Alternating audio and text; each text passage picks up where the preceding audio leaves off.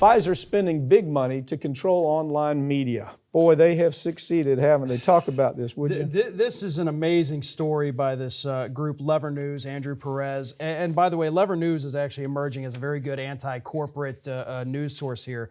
But tell the viewers about that so they'll have a source to go to. Yeah, it's levernews.com. Again, huge. David Sirota writes for it. Andrew Perez, a lot of folks, we've talked about over the years. But what they've found here, they've been doing the digging, and they've found that Pfizer is out here sponsoring all kinds of different online media outlets. They've got a event coming up this week that they're sponsoring for The Hill. And what they're doing is paying to have their articles, in addition to the big money behind it, go out there to the public saying, oh, look at what a good company Pfizer is, as they do every January, raising the prices on hundreds of prescription drugs in America simply because they can. But they've got these articles out here that they paid for saying, we give so much money to charity. We're on the forefront of cutting-edge medical technology. It's a sham, and they're paying for it. Let me tell you, it's really weird. They write the articles. Yeah. They do the television production. They give it to MSNBC. They give it to CNN. They give it to the corporate networks, and they just run it. Why? Because Pfizer is advertising every 9 minutes on MSNBC or CNN. Yeah. So they just take this packaged crap that's produced by Pfizer, and it's all, well, we're a wonderful corporation. They don't talk about the hundreds of lawsuits that have been brought against them for fraud, for creating dangerous drugs. They don't talk about any of that. They say, okay, if you said it, it must be true. And oh, by the way, could you spend another $10 million with us this year advertising Pfizer? And what we see now, because you're talking a lot about the corporate media, which they've been in for years, and now they've realized we've seen the success on the corporate media, on the daytime television especially, it's bad. And now they're moving into those online forums, right, where they couldn't get in front of people's eyeballs the same way they do on TV. So they buy spots, and oil industry is bad with this too. They buy them on The Hill, thehill.com. They buy it in Politico. Politico is horrible with the corporate propaganda. Just give us money, we'll say whatever you want to say. And now this new one, Semaphore, which I've used them as a source. They've put out some good stuff. And Pfizer understands, they're talking about pharmaceutical stuff.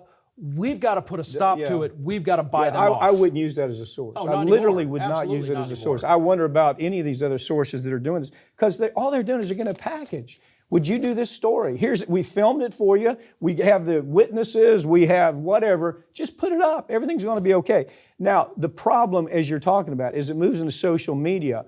What ends up happening, those stories are throttled up, okay? Yep. Our story about this will be throttled back. When you're watching this segment, don't be surprised if a drug company comes on right before our segment. Every time we do a story about the Next Era, for example, the energy supply company, they're right before we start hammering in them.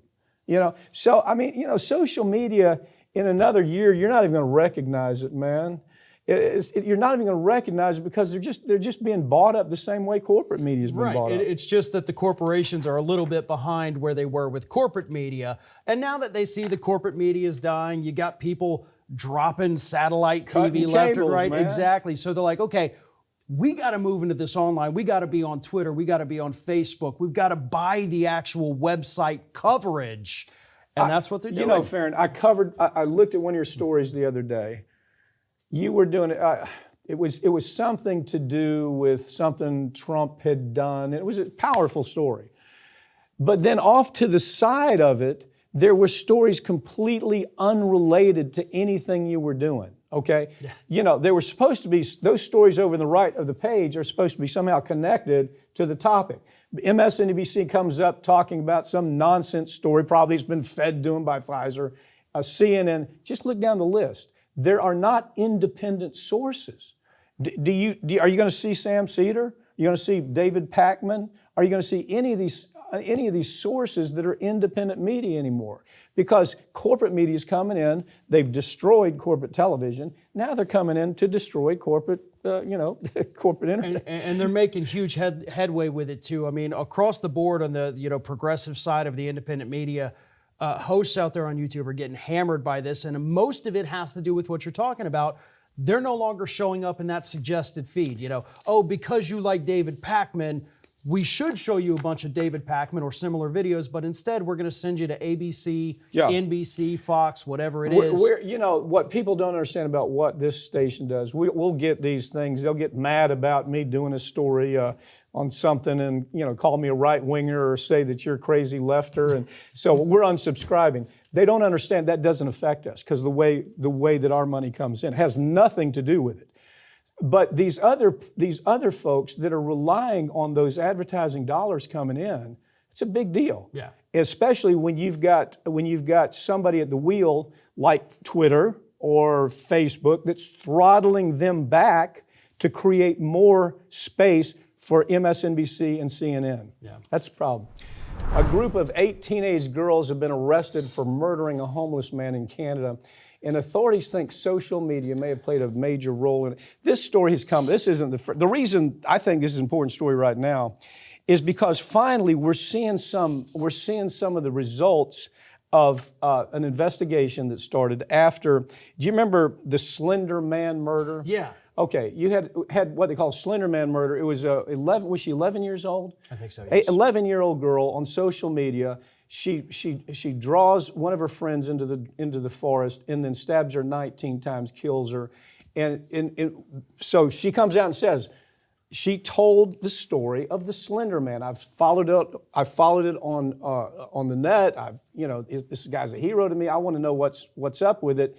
And so she does this herself. So out of there comes a really important investigation. I mean, I think it's very important. The American Psychological Association takes a look at it and says, is this happening to our kids? Is this a big thing we need to pay attention to? Pick it up from there. Yeah, and with this particular story here, more is still coming out about it because it's still very fresh.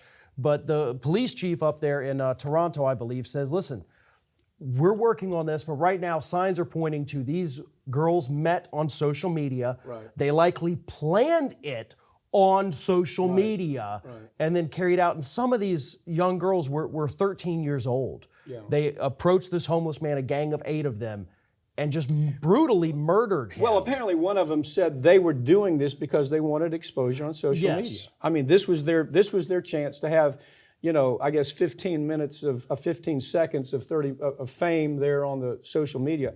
But when this study came out, I mean, you can't help but read it and say, makes a lot of sense. It talks about the desensitization, talks about this whole desensitized reality for these people. Yeah. And this desensitized reality is something that they see time and time again on social media.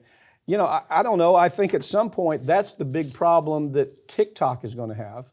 Right now, you got congressional folks that are going to use this study. They're going to use the information coming out here and say, look, we don't like what you're doing, and we got to do something about it. Well, and it is so terrifying to watch these children, because these are children. Yeah. And they're watching all of these horrible things online. Their friends are posting videos, and they get drawn into it.